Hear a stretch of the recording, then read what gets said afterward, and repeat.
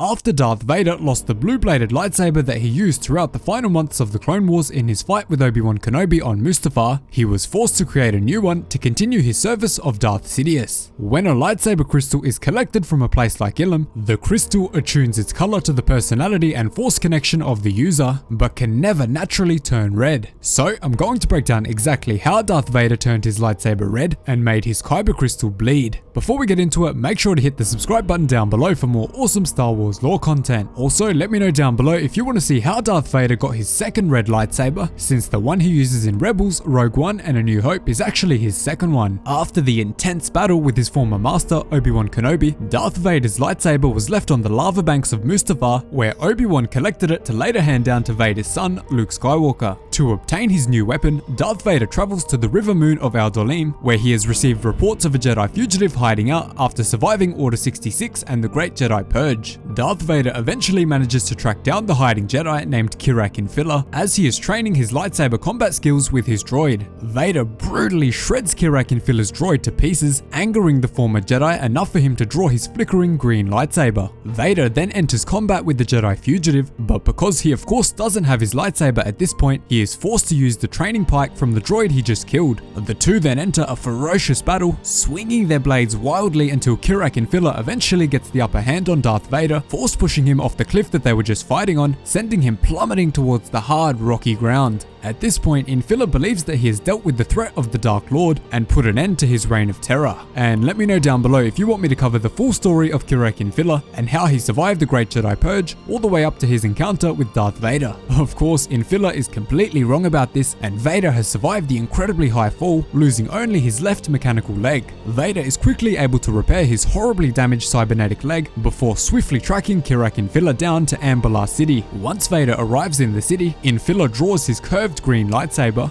vowing to end the darkness of Darth Vader once and for all. Even just using the training pike, Darth Vader is able to hold off the strong advances from the Jedi fugitive until a new strategy enters his head. Vader turns away from the intense battle with infil'a and begins to crush the water storage facilities in Amberla City to pieces, causing the city streets to be rapidly flooded with water. This brutal action forces infil'a to switch his attention to stopping the rapid flow of water and lose focus of the Dark Lord standing behind him. This allows Vader to quickly use the Force to pull infila''s curved lightsaber hilt away from him, claiming it as his own new Sith lightsaber. After stealing the green blade from the former Jedi Master, Darth Vader holds his unarmed body high above the city streets and horrifically force chokes him to death, sending his lifeless body plunging into the flooded city below. As Vader is traveling back to Coruscant to show his Sith Master the enormous victory he had achieved, he receives an automated hologram transmission from Darth Sidious, telling Vader that his ship has been automatically redirected to Mustafar so that he can embrace his deep connection to the dark side while re-experiencing many of his horrid memories from the lava planet. Sidious believes that the combination of this intense hate and anger will allow Vader to turn the luminous green Jedi lightsaber that he has just collected into a deep blood-red Sith blade. Sidious informs his apprentice that deep below the surface of Mustafar there is a nexus of dark side power where Vader will be able to reclaim himself from his greatest defeat and rise up again stronger than ever in the dark side of the Force. Sidious tells Vader that although he has gathered the lightsaber of a fallen Jedi, the kyber crystal that it contains does not yet belong to him. Each lightsaber crystal is a potent thing which is alive and connected to the Force. Palpatine tells Vader that he will need to fully draw upon the dark side energy of Mustafar and combine it with his own hatred, anger, and fear to deeply corrupt the kyber crystal to its core, making it bleed. Vader happily accepts this task from his master, believing that it will further his journey to becoming a true Lord of the Sith. As Vader lands on the lava world of Mustafar, he travels into a nearby cave with lava flowing beside him and ancient markings inscribed into the walls. Vader then places infila''s Jedi lightsaber down on a stone table, removing the backplating to expose the living green kyber crystal. The green lightsaber crystal is pulsating in the Force with light side energy because of its attunement to infil'a. Vader then removes the green crystal from the curved hilt of the lightsaber before reaching his mechanical arm out in the Force, attempting to begin the dark and harsh harsh bleeding process. Vader suspends the green lightsaber crystal in the air next to him, attempting to channel all of his hate, anger, and sorrow into the living kyber. He uses all of his might and every single bit of hatred in his mostly mechanical body, fiercely trying to channel the dark side into the crystal, but is unable to. His connection to the dark side of the Force is simply not strong enough at this point. Vader is completely shocked as he is unable to harness the full power of the dark side, even after committing such horrific acts as slaughtering the younglings, brutally killing many Jedi Masters inside of the temple, and obliterating the entire Separatist Council on the planet where he is now standing. Anakin's blue eyes even begin to show, because he is closer to the light than the dark in this moment. Because of this, Vader inspects the green lightsaber crystal before placing it back inside Infila's curved hilt and reconstructing the blade. Following this, Vader experiences a vivid Force vision where he returns to his master on Coruscant to seek guidance on how to more deeply attune himself to the dark side. Sidious asks to see his apprentice's new blade, to which Vader shows him the bright green blade of infil'a. Sidious takes this as a sign that his apprentice has returned to the light side and turned against him, sending more flashbacks rushing to Vader's mind, closely mirroring Sidious's leap through the air at the 3 Jedi Masters in Revenge of the Sith. The master and apprentice quickly lock their bright lightsaber blades before Palpatine continues to taunt Vader for his decision. Palpatine then ferociously swings his red blade towards Vader, and his anger and rage begin to overflow. Vader is then finally able to overpower his master, knocking his red-bladed lightsaber out of his hand,